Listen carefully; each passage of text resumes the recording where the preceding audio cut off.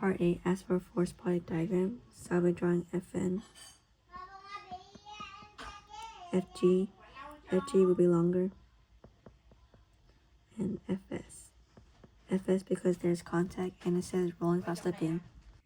Part B, drive an expression for linear velocity. So I'll be starting off with energy. PE gravity initial equals KE total. KE total can be broken down into KE linear plus KE rotational. PE gravity initial can be broken down to M naught, G, H naught, and it's going to be the lowercase h because it starts off right here. 1/2 M naught BF squared plus 1/2 moment of inertia omega squared.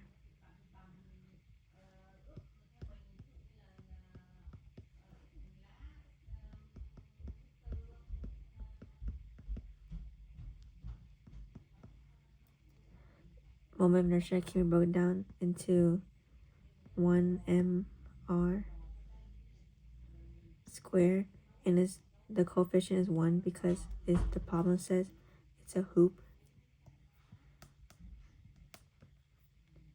Omega can be broken down into velocity over r.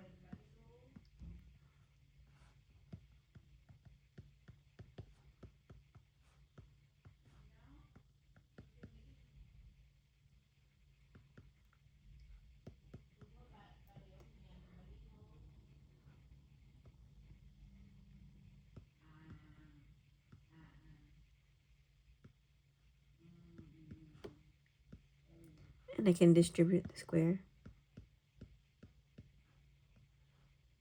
And the r cancel out. Also the m's cancel out.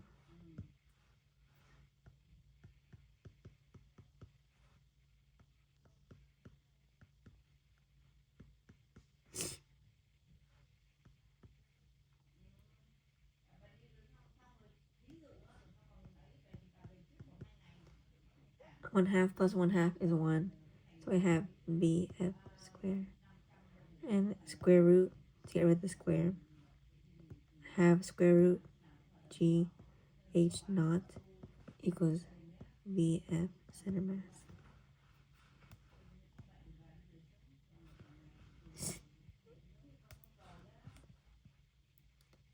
And I know that G is constant and H naught is constant. For part C,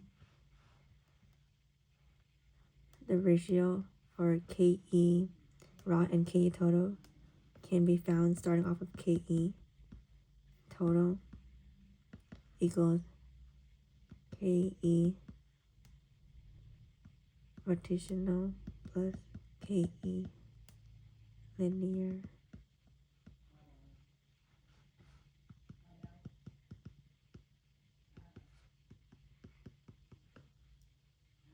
KE rotational can be broken down to 1/2 moment of inertia omega squared plus 1/2 m naught b squared.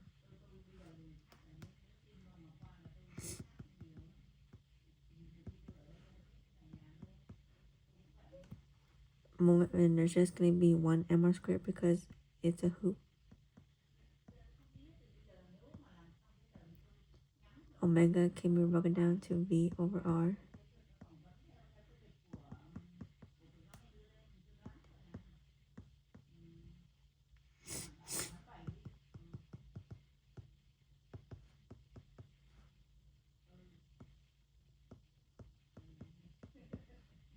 I can distribute the two square.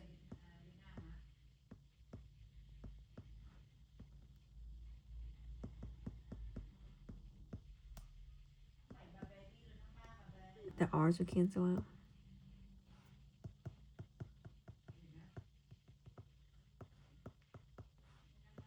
Have 1/2 m naught v squared plus 1/2 m naught v squared.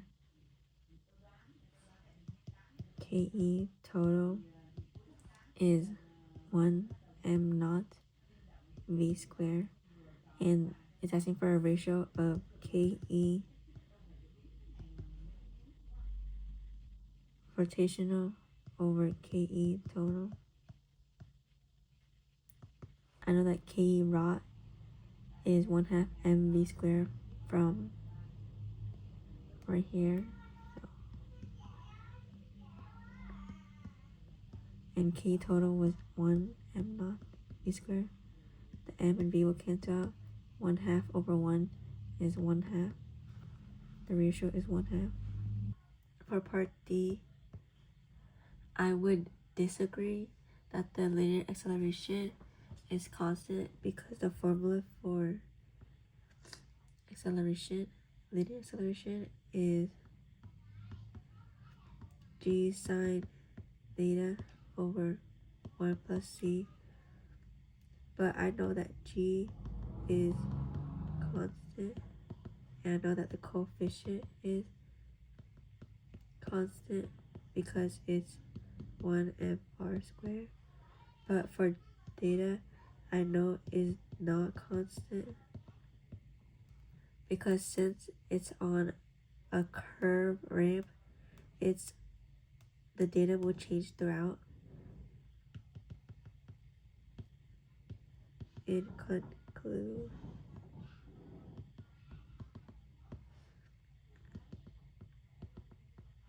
I disagree that linear acceleration will remain constant because the data changes throughout due to the curved ramp. For part E, I disagree because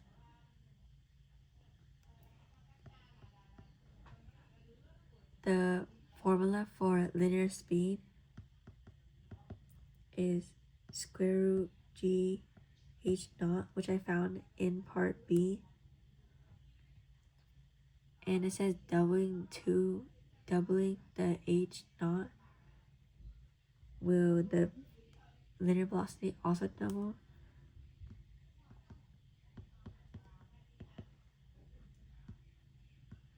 But since the h naught is under a square root, it will be increased by rad 2, not 2 by itself. So since h naught is under a square root, the linear speed will increase by rad 2, not 2. Part F says drive an expression for time of flight.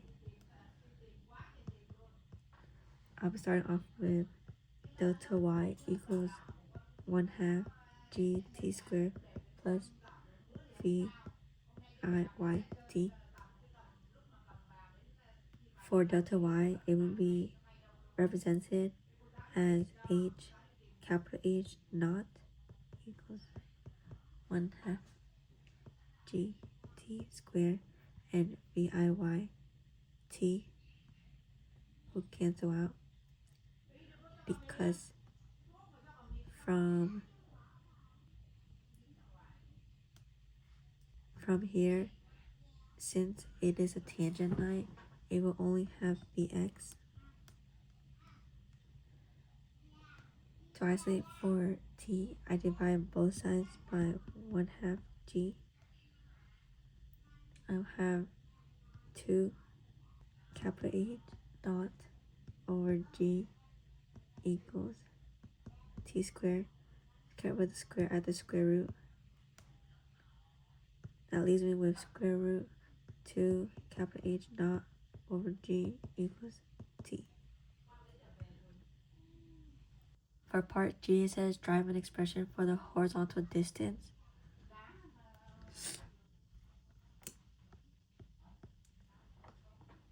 Earlier, I found out that VF was square root G H naught.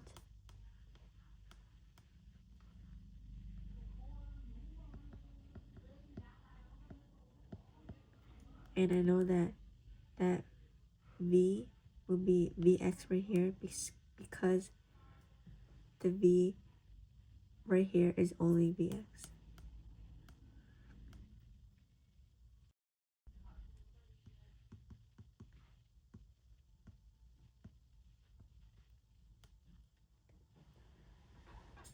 I can find distance, the horizontal distance, by doing d equals Vxt. I know time from part F, so d equals square root G H naught. Time was square root 2 capital H naught over G. And then G's will cancel out. D equals square root 2 lowercase h naught capital H naught.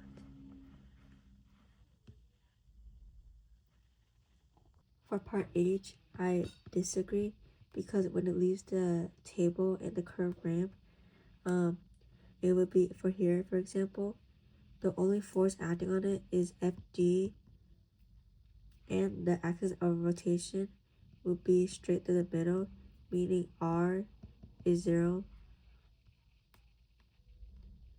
And the formula for net torque is Fr, and net torque will be 0. So there will be no net torque acting on the hoop. I disagree because Fg is the only force acting on the hoop. And since net torque equals 0, there's also no angular acceleration because there's no surface, meaning omega is constant. For part I, the solid disc will travel greater horizontal distance because even though they both start at the same height, which is lowercase h naught, it will give them the both same PE gravity initial, but their K will be different.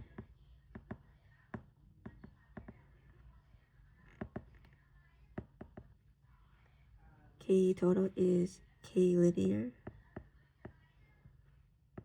plus K rotational. And the aspect that is different between them is the moment of inertia, where the moment of inertia of a hoop is 1, while the inertia of a solid disc is 1/2.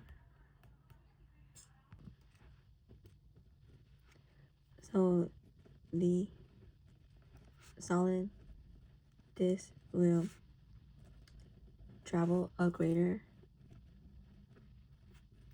horizontal distance.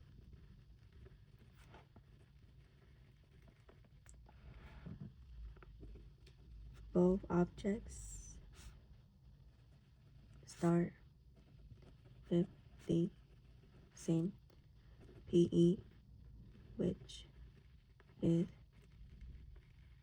converted into translational,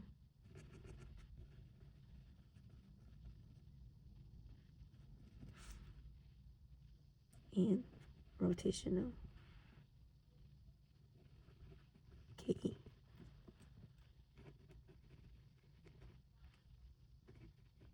Although both objects start with the same PE,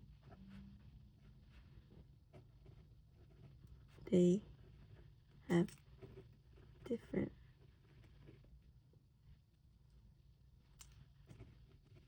moment of inertia, which affects their KE. The hoop's inertia is m naught r naught squared, the coefficient being 1, which is larger compared to the inertia of the solid disk, which is 1/2 m naught r naught squared. The hoop's rotational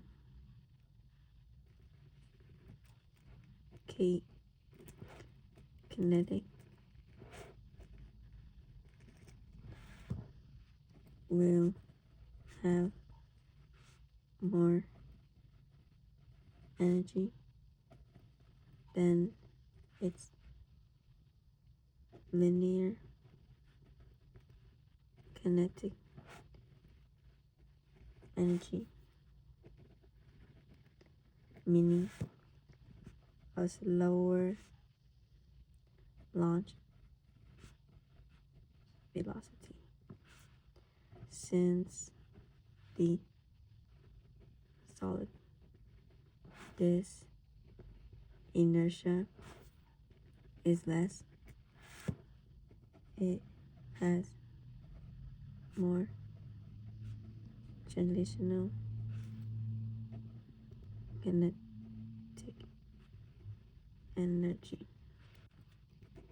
Therefore, the solid disk will cover a greater horizontal distance because it has a greater launch velocity. They both start with P gravity initial equals K total. M naught G H naught equals 1/2 M naught V squared plus 1/2 moment of inertia, and their omega can be broken down to V over R. And this formula can be used for both the hoop and solid disk, but the only thing changing would be their moment of inertia, because they have different moment of inertia, as the hoop has 1 and the solid disk has 1/2. So the solid disk will travel a greater horizontal distance.